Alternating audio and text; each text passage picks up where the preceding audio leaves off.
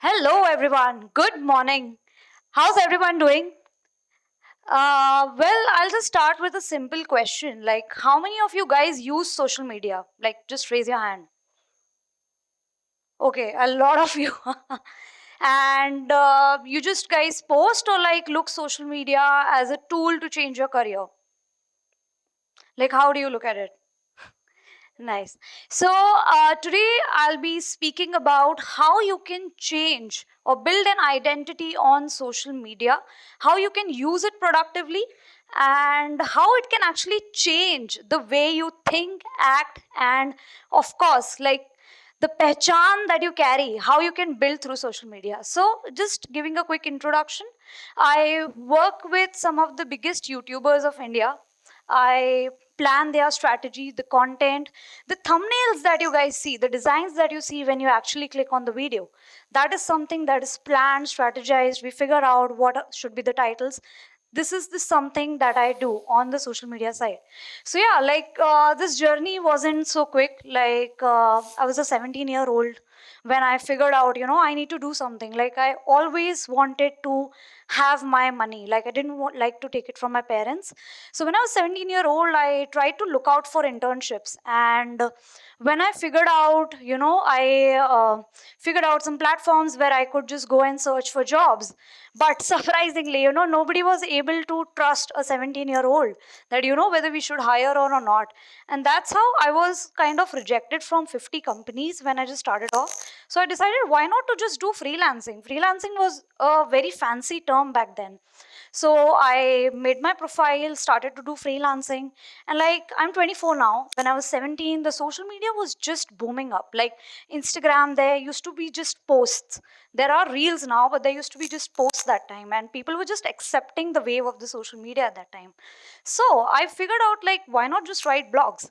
And I still remember the first person to trust me to write blogs actually gave me 50 paisa per word. That was the rate that was given to me, not even 1 rupee. So I was like, why not? Let's just give it a shot. It's always better to do something rather than nothing. And that's the philosophy I still carry with me. So I gave it a chance. I did freelancing for 2 years straight. By the time when I was 19, when I was in 12th, I just realized, the people around me actually knew what they wanted to do. Like some had figured out their paths. Some wanted to be an engineer, some wanted to be a doctor, some wanted to be a dancer, and some wanted to be into music. Like everyone had their paths figured out, and I was like the only one who was sitting clueless, like what should I do, scrolling through social media all day, just figuring it out, like whether I can be good at this or that. And trust me guys, like being average at everything is the worst feeling that you can ever have. And I was that average at the age of 19. And everyone around me just told me, maybe do this, do that. But somewhere or the other, stories fascinated me a lot. Like, I watched ads in a very deep way. I don't watch it like how you guys watch it, like, okay, just skip this ad. Like, I was really inspired by how people write those ads. What would be the psychology of people when they actually write those ads? You must have seen the beautiful ads that were done by Fevicol, Amul. It always stays with us, it never goes away. If I speak to you about any ads done by those brands, you will still remember the taglines, the brands, the story. So that's what excited me a lot. Like what the writer must be thinking when that person would be writing that ad. So I was like, let's just try your hands on that. And trust me guys, like I badly failed in English literature in ninth grade. Like I failed in that, and after that I was like, I don't know whether this field is for me or not. So when I started writing blogs also, I did a lot of mistakes in that. A lot of corrections keep coming to me. But there was this strong belief that I will make something out of this career. So started looking out for the internship. Freelancing was something that I did for 2 years, learned a lot of things, learned from my mistakes. And that's when I decided that, I will take up an internship. I always preferred working along with my college. I always preferred that because what you study is definitely one part of it, but the skills that you learn and apply in the practical world is very different from that. So if today you ask me what all you can do, I can do anything, right from copywriting, content writing, social media, marketing. You give me anything and I'll be able to do that because I have built that over the years. Like post my college, I used to go for the internship, then I used to work there for 6 hours, then come back. And everything that I learned over the years have actually built a layer of who I am today, which is my pehchan in the industry that I'm working in. So yeah, like I always prefer practical experiences over that. But this didn't come like that. Like there was a lot of learnings like that I went through. There were a lot of failures. Like whenever you start something new, you always question like whether this is for me or not. So trust me guys, like in that scenario the people around me actually played a very important role. And as Gen Z's we might understand, like whenever you sit with friends, like our friends always tell us, oh you got a great humor, oh you are such an intellectual person, you're such a person who covers all the news. There's always one person in the group who keeps a track of everything that's happening, very trending. So just try to pick up that. I try to pick up that. Like whenever I used to tell stories, people used to tell me, "Oh, that's so amazing. You must write a script on that." And that's how I started to figure out how I can enter this industry of YouTube. Like it was not easy back then to apply for a job under a YouTuber. It wasn't so easy. So I started working in the corporates, and I was doing that. But the creative flair that you get in the corporates is very limited. I mean, whatever you think, you cannot just publish it. There are certain procedures that you need to follow, but that's not something in the YouTube space. Like you get a full creative freedom on everything that you do. So I was trying to figure out how I can make my way to the YouTube space, and I again started learning a lot of skills. For the YouTube, you need social media, content writing, and a good eye on the news and the stuffs that are happening in the real world. So, like, that's how I began my journey, and that's when I questioned myself, who am I? I was just working in a corporate, and that was my daily routine. Like, I was building nothing at that time. It was just my college, my job, and home. So that question actually, who am I? I sat at night and I just asked myself, and the answer was nothing, because I was just going at job, coming back, building nothing. So, and that became the start of my story, my journey, my pehchan. And honestly speaking, I actually don't come from a family where creativity is accepted as a career. I come from a place where, these traditional careers are very popular. So making my parents realize that this career holds a potential was again the very big challenge. But again, the consistent working and improving my skills actually helped me to make my creativity much better. So this is the one thing I always tell myself, that every time you choose curiosity over compassion or creation over confusion, you are shaping your identity. And that's how like we started off. And for the longest time, I thought that identity was all about standing out. But this working in this space with the top creators actually changed that mindset. And now I totally believe that, the identity is actually all about standing for something. And for me, it has always been content. So I'll be covering the 3 C's formula that I follow in my journey for my identity. Number one is clarity. So any one of you over here who's very interested in social media, or I'm not interested, I would actually use the word necessity, because right now we all are moving in a wave where social media is actually becoming a necessity. In the jobs also where you go, post your resume. If you also submit your works that are somewhere available on the public forum, it creates a way more different impact on you rather than just going with a straight resume, simple resume. So that's what the world we live in. And surprisingly, from the past 1 years, even the doctors, lawyers, and the public servants are coming on the social media. So this is the new wave where we are heading towards.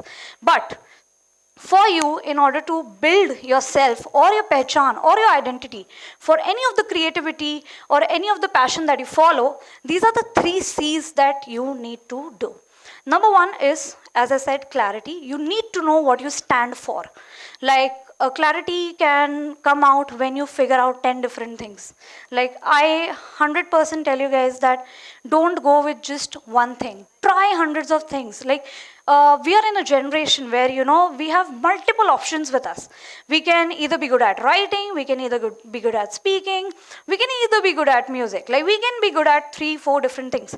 But in order to figure out what's your clarity, what's your calling, you need to experiment different things in order to figure out, this is my thing and I'm going to follow it for the rest of my life.